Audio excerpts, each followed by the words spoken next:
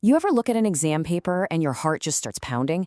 You feel like you're trying to read some kind of alien language? Yeah, we've all been there. But what if I told you that even the most intimidating computer science exam is really just a bunch of clever puzzles waiting to be solved? Well, today that's exactly what we're going to do. We're taking a real CBSE computer science paper and we are going to tear it down, piece by piece, to show you the simple, beautiful logic hiding inside. Let's get into it. So, here's our game plan. First, we'll face the beast head-on, the exam paper itself. Then, the fun part, we'll start cracking some Python puzzles. After that, we'll play detective and figure out what to do when code breaks. We'll explore a fundamental concept called a stack, learn a bit of a new language for databases, and then finally, we'll tie it all together to see the big picture. All right, first things first. Before we can start solving anything, we need to know what we're looking at. So let's just take a moment and get a feel for the exam paper itself. And here it is. Yeah, I know. All the official text, the formatting, it's all designed to look a little scary. But let's just strip all that away for a second. At the end of the day, this is just a list of questions, and every single question has an answer. Our job today is to find them one by one. Okay, time to roll up our sleeves and get into some actual code. We're going to kick things off with a classic, Python. Let's warm up with a couple of quick puzzles to get our brains working and to see how these exam questions are really built. All right, take a look at question number 6. We've got a list, it's called L, and it has 2 words in it, tick and tack. The question is simple. What does print L square bracket minus 1 actually do? And you know the best thing about multiple choice questions? The answer is right there on the page. We just have to figure out which one it is. You know, the key thing to see here is that this entire question, all of it, really just boils down to this one little snippet, L::(-1. The list L is just our data, and the print function is just the command to show the output. The real secret, the key to the whole puzzle, is figuring out what's happening inside those brackets. So let's ask the million-dollar question. What on earth is this //1 thing? It might look a little weird, a little cryptic, but it's actually one of the coolest, most useful little tricks in all of Python. Any guesses? This is a technique called list slicing.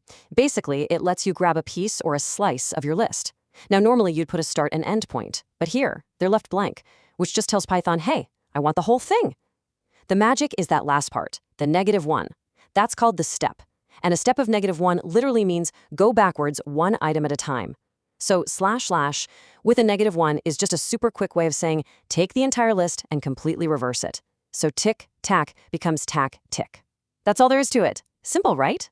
So we just saw how to make code do exactly what we want. But what about when it doesn't? See, writing good code isn't just about getting it right. It's also about being prepared for when it goes wrong. And that brings us to our next big idea. Let's look at question 11. We have a variable n that's set to the string 5.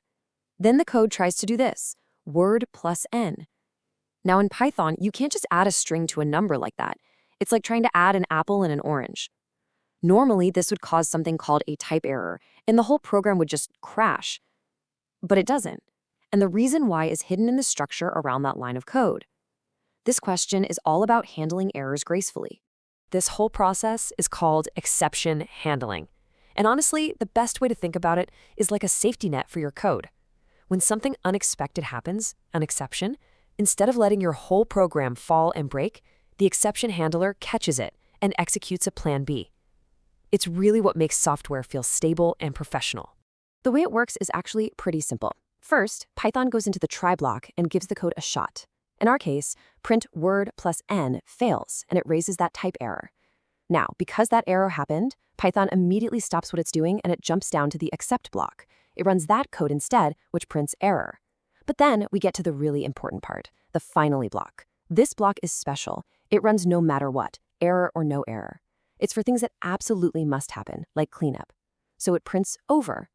The final output you see is error over, which perfectly shows how a program can hit a snag, handle it, and keep on running. Okay, we've talked about how to control the flow of our code. Now let's talk about how we control the flow of our data. We're shifting from instructions to organization, and we're going to start with one of the most basic, most important data structures in computer science, the stack. This quote from the textbook absolutely nails it. LIFO, last in, first out. If you remember only one thing about stacks, make it this. The very last thing you put in is always the very first thing you take out. It is the golden rule. The best way to picture this is to think about a stack of plates at a buffet. When the staff adds a clean plate, where do they put it? On top. And when you need a plate, where do you take it from? The top. You'd never try to pull one out from the middle or the bottom, right? It would be a disaster. That top position is the only way in and the only way out.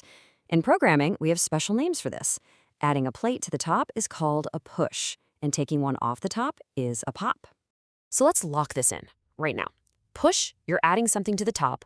Pop, you're removing something from the top. That's it. That's the whole deal. Those two simple operations, push and pop, are the heart and soul of how a stack works. It's a really simple idea, but it's incredibly powerful. So far, we've been hanging out in the world of Python. But a good programmer doesn't just have a hammer. They have a whole toolbox. So now we're going to grab a different tool for a totally different job, talking to a database. Let's get into the language of SQL. Now, question 13 is a little different. We're not in Python anymore. It asks us to pick out the DML command from a list. Update, create, alter, or drop. This isn't really a logic puzzle you can work through. It's more of a vocabulary check. It's about knowing what your tools are actually called and what they're for. So DML stands for Data Manipulation Language. And that word manipulation is the key. These are the commands that actually work with the data inside the tables.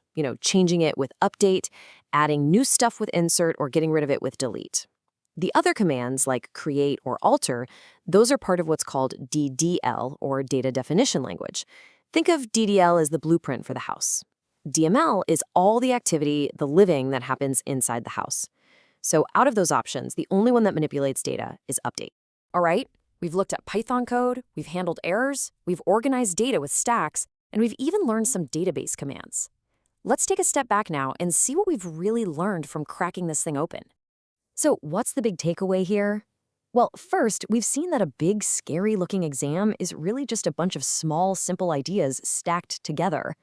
We saw how Python has these elegant little tricks for things like reversing a list, but also powerful safety nets for handling errors.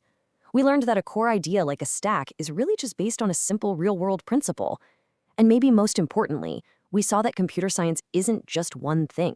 It's a whole toolbox, and you need to know which tool to use for which job, whether it's Python or SQL. We've broken down the exam. We've found the simple logic hiding inside. But things like list slicing, exception handling, stacks, and SQL, they aren't just answers to exam questions. They are the literal building blocks of almost every app, every website, every piece of software you use every single day. So the final question really isn't about the exam at all. It's about you. Now that you've seen the building blocks, what could you build?